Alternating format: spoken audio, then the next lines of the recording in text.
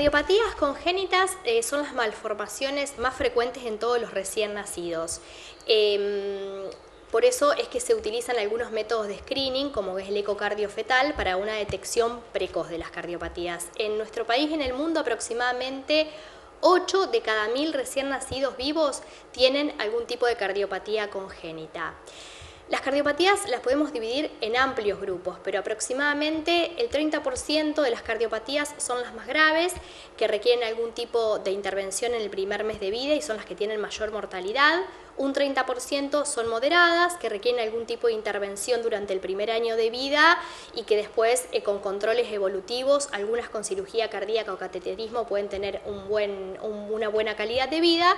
Y el 30% son cardiopatías menores, que son por lo general las que uno puede detectar en el consultorio con un niño en edad escolar. La cardiopatía congénita más frecuente es la válvula aórtica bicúspide, que es la principal causa de reemplazo de la válvula aórtica en el paciente adulto, es la que ven los cardiólogos de adulto con mayor frecuencia. Después, por orden de jerarquía, sigue lo que es la comunicación interventricular. Como hay un gran espectro de comunicación interventricular, la mayoría de ellas, el 70%, resuelve espontáneamente y con el seguimiento nomás del cardiólogo pediatra es suficiente, sin ningún tipo de intervención. Y después, bueno, siguen en frecuencia otras cardiopatías de menor a mayor complejidad. Muchas de ellas requieren intervenciones precoces, que son en las que nosotros le damos mayor jerarquía y digamos, buscamos el diagnóstico precoz mediante el ecocardiograma fetal, que es con diagnóstico prenatal, y con el ecocardiograma dentro del primer mes de vida para detectar este tipo de cardiopatías que van a necesitar una intervención de manera precoz. Bueno, históricamente en las familias que tienen problemas cardíacos, ¿también se dan los niños en los recién nacidos? Sí, en realidad yo siempre divido lo que son los factores de riesgo de la población adulta, donde no son los mismos que tienen relevancia en el recién nacido. Nosotros, el mayor riesgo de cardiopatías congénitas en el recién nacido están dados por el componente genético, si existe una mamá o un papá con una cardiopatía congénita, algún hermanito, algunas miocardiopatías que son familiares, y factores de riesgo de la madre, diabetes gestacional, toma de ciertos medicamentos, exposición a ciertos agentes que pueden ser perjudiciales para la mamá. No así tenemos los factores de riesgo del adulto, la hipertensión, la diabetes, la hipercolesterolemia, todos esos son factores de riesgo del paciente adulto con la edad, que no son los mismos que las cardiopatías congénitas. Por eso cuando a veces vienen a la consulta porque un abuelo tuvo un infarto, en realidad eso tiene importancia para cuando el paciente sea adulto como componente y carga genética, pero no de la cardiopatía congénita.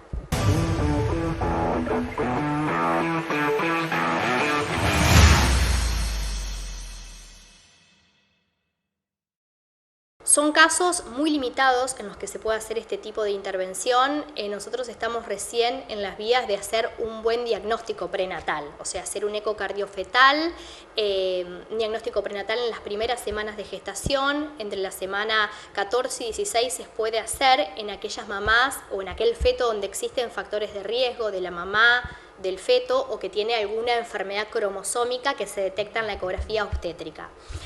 Si no, ya de la semana 18 a la 24 uno hace un ecocardio fetal para mirar ciertas cuestiones básicas del corazón del feto. De esa manera uno puede, teniendo un buen diagnóstico prenatal, decidir en qué momento, por qué vía van a hacer ese bebé, en qué lugar donde exista cirugía cardíaca y qué tratamiento se le puede aportar, y de esa manera evitar un traslado y un diagnóstico tardío del paciente. En lo que es intervención fetal, todo eso está en vía de poder hacerse. En realidad es muy complejo. Por lo general las intervenciones que se hacen tienen que ver con válvulas que son muy pequeñas en el feto y que de esa manera, abriendo paso a la sangre, permite que se desarrollen las cavidades que están posterior a esa válvula estenótica, ¿sí? Pero es bastante dificultoso y son procedimientos de alto riesgo por diferentes cuestiones, riesgo para la mamá y riesgo para el feto, porque hay que pensar que hay que hacerlo por técnica de cateterismo en un paciente que está en el útero, entonces tiene que posicionarse bien y son estudios dificultosos. De todas formas, no se corrige la cardiopatía, pero se permite que se desarrollen mejor otras estructuras cardíacas para el momento que el feto nazca poder hacer algún otro tipo de intervención. ¿Qué influencias tienen elementos como el alcohol, las drogas, el tabaco en este tipo de situaciones? Son factores de riesgo maternos. Existen factores de riesgo maternos que son intrínsecos de la mamá, que digamos los porta en el ADN, medicación que puede tomar la mamá, anticonvulsivantes, abuso de drogas, alcohol, todos esos generan fetopatías y dentro de ellos cardiopatías congénitas. Eso está claramente estudiado.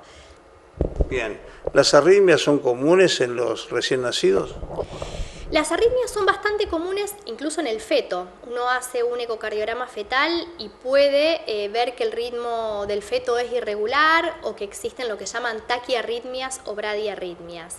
En lo que es la circulación fetal, para el feto es sumamente importante mantener el ritmo normal del corazón, que es el ritmo sinusal, porque una frecuencia cardíaca muy bajita o una frecuencia cardíaca muy alta es una de las pocas causas que pueden generar insuficiencia cardíaca en el feto. ¿Son frecuentes? Sí, son mucho más frecuentes de lo que uno piensa, por eso en los controles de monitoreo se suelen ver ritmos que son anormales. A veces tiene que ver con cuestiones maternas, que no quedan instalada la arritmia en el feto y cuando nace, con el pasar de las semanas, van disminuyendo los latidos anormales y en definitiva no hay que hacer ningún tratamiento. Y otras veces estas taquiarritmias, frecuencia cardíaca rápida, tienen que ser tratadas en la mamá, vía oral la mamá, para que pase por la placenta y pueda llegar al feto y que puedan hacer, digamos, a término y sin hidrops, que es el signo de insuficiencia cardíaca fetal. Lo importante es controlar al feto, tenerlo ya en cuenta de que los estudios son tan importantes, ¿no? Por supuesto que sí. Si hay factores de riesgo maternos, el ecocardiograma fetal se hace de manera precoz. Si no hay factores de riesgo, existe una ley que se sancionó el año pasado, que es una ley que amplía lo que es el Plan Nacional de Cardiopatías Congénitas y que lo amplía ¿por qué motivo? Porque permite el diagnóstico prenatal de cardiopatías y por otro lado, al final de la vida del ser humano, permite que el paciente adulto con una cardiopatía congénita que ha sido corregida también pueda tener un lugar donde tratarse. Entonces es importante los controles prenatales porque permite hacer un diagnóstico precoz de la arritmia, de la cardiopatía, de la miocardiopatía y de esa forma que el feto pueda nacer en un lugar donde exista cirugía cardiovascular y evitar este traslado que tanto deteriora hemodinámicamente a un recién nacido.